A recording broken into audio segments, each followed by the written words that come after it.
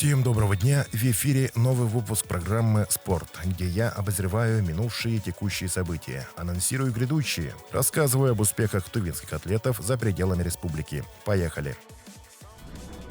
18 женских и 16 мужских команд со всей Тувы участвовали на этом трехдневном чемпионате. Сейчас на кадрах предварительные игры за выход из подгруппы, где отсеиваются команды, которым еще предстоит отточить свое мастерство. Волейбол является у нас самым массовым видом спорта в республике.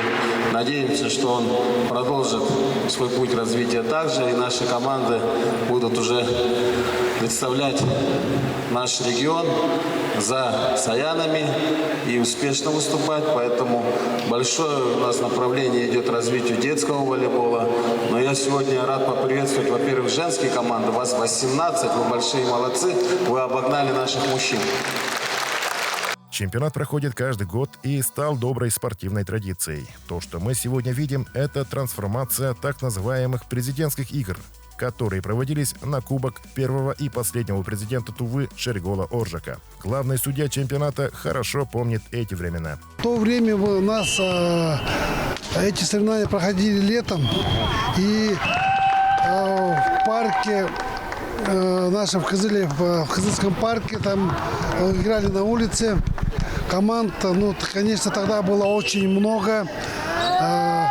Женских более 20 и мужских более 20 команд. Главный тренер пока не спешит отмечать явных фаворитов чемпионата. Лишь во второй половине дня субботы определились полуфиналисты. Финал прошел в минувшее воскресенье. В прошлом году, в этом году, извините, я призовой фонд не знаю, но обычно у нас бывает, за первое место получает команда денежный приз 300 тысяч рублей, а второе место 200 тысяч и третье место 100 тысяч рублей. У нас в республике волейбол очень почитается как самая динамичная и самая массовая игра. И всех приглашаем прийти, поболеть, поучаствовать за наши команды.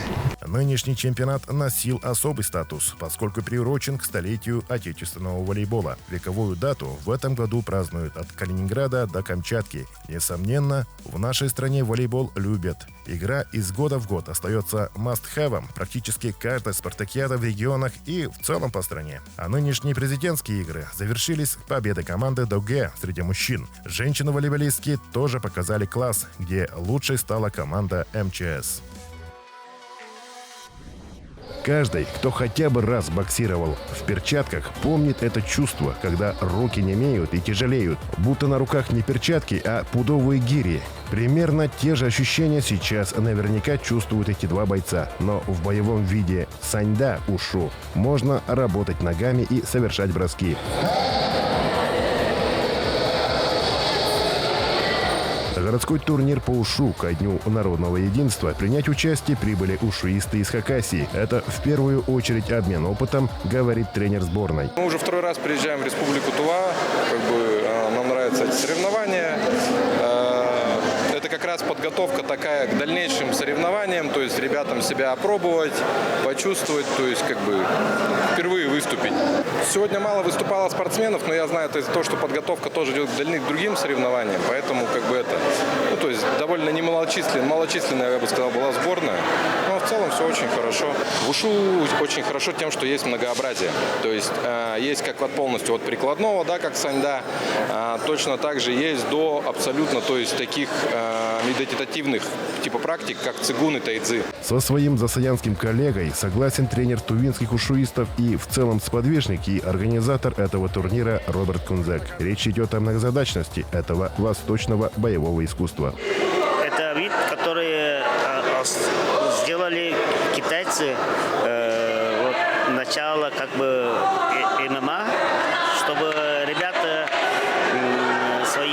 совершенствовали свои бойцовские качества.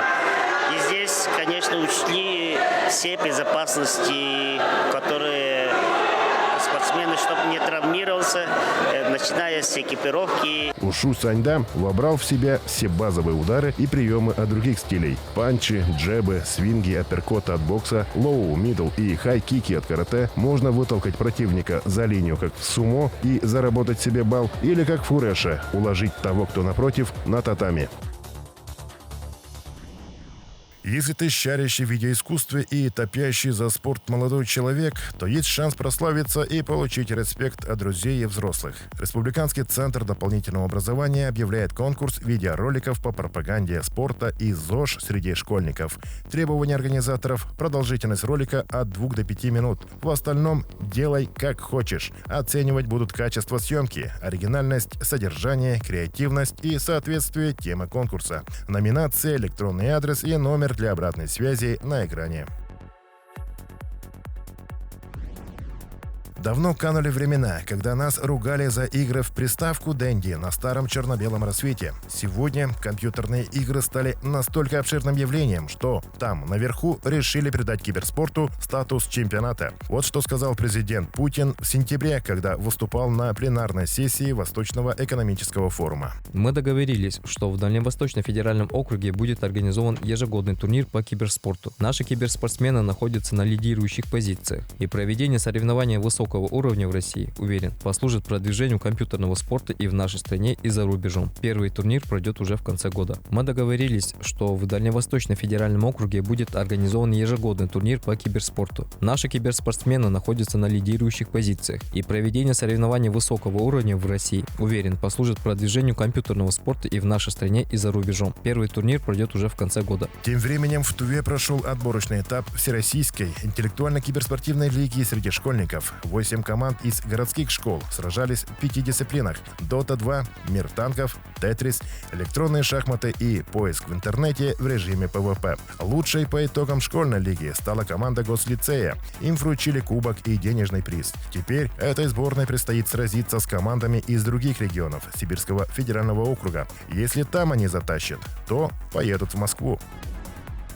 Команда СУБД по хоккею с шайбой начала игровой сезон 23-24 на открытом чемпионате Красноярского края. Первая игра тувинской команды прошла против Росомах, где наши слили матч на буллитах. Второго соперника, команду СТК, СУБД наоборот выиграли со счетом 5-2. Следующие игры команды из Тувы пройдут в один день, 11 ноября, когда они сыграют против России и Динамо-2. Остается нашим пожелать победы.